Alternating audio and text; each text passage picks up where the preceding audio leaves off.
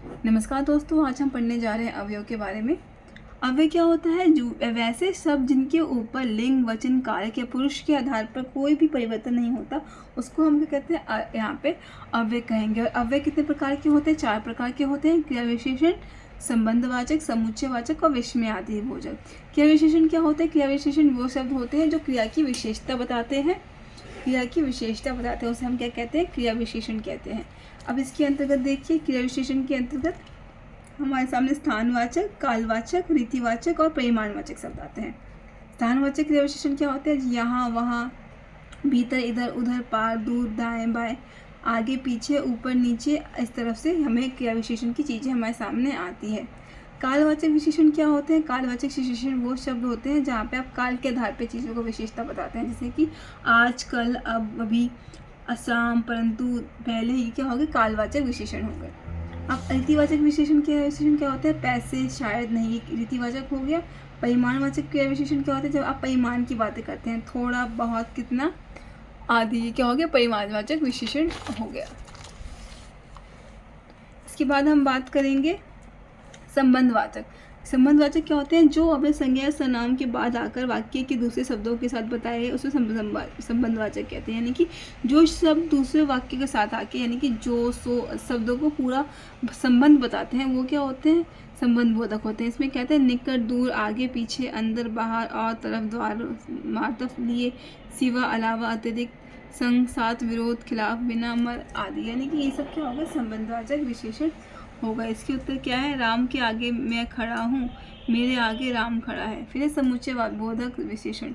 समुच्चय बोधक में क्या होता है? जब आप क्या दो अव्यय दो शब्दों या वाक्य को जोड़ते हैं, यानी कि जो अव्यय दो शब्दों दो वाक्य को जोड़ते हैं, वो क्या होते हैं? संबंध बोधक होते हैं। उसे समुच्चय वादक कहते हैं, जैसे कि और, ये, एक, तथा, किंतु, परंतु, की, क्योंकि, जो कि, तथा, हालांकि। ये सब क्या हो गया? समुच्चय बोधक शब्द हो गए जो अव्यय होते हैं।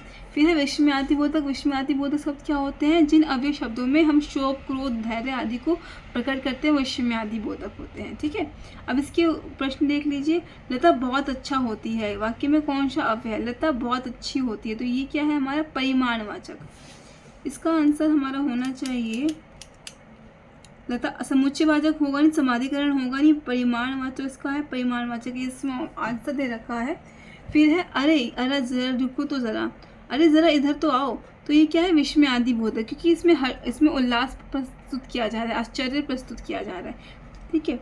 कालवाचक और कालवाचक और प्रश्नवाचक नहीं होगा। उसके बाद है कि निम्नलिखित प्रश्नों के वाक्यों में क्रिया का वाक्य कौन सा है, यानी कि इनमें से क्रिया विशेषण कौन सा है? धोबी कपड़े साफ होता है, वह धीरे धीरे पड़ता है, तो इसके अंदर हमारा धोबी कपड़े साफ करता है और धीरे धीरे रीतिवाचक क्रिया दिख रही है इसमें। रीतिवाचक, तो यहाँ पे देखिए, यहाँ पे क्या है हमारा? यहाँ पे रीतिवाचक दिख रहा है और यहाँ पे हमारा कपड़े साफ करना दिख रहा है। गुणवाचक यहाँ पे हमारा होगा, यहाँ पे हमारा यहाँ पे जो भी है, यहाँ पे इसका आंसर ये हो जाएगा हमारा डी, बी, सी। प्रश्न नंबर सी में बोला है कि उपसेन रोते रोते कहाँ, वह इधर कहाँ, उधर कहाँ, तो इसका उपसर्ग है उपसभी, यानी कि इन सब में क्या है? रोते रोते है, इधर उधर स्थान है, पहले पहुंचा, ये भी क्या है? ये विशेषण है, तो इसका उत्तर क्या हो जाएगा? विशेषण।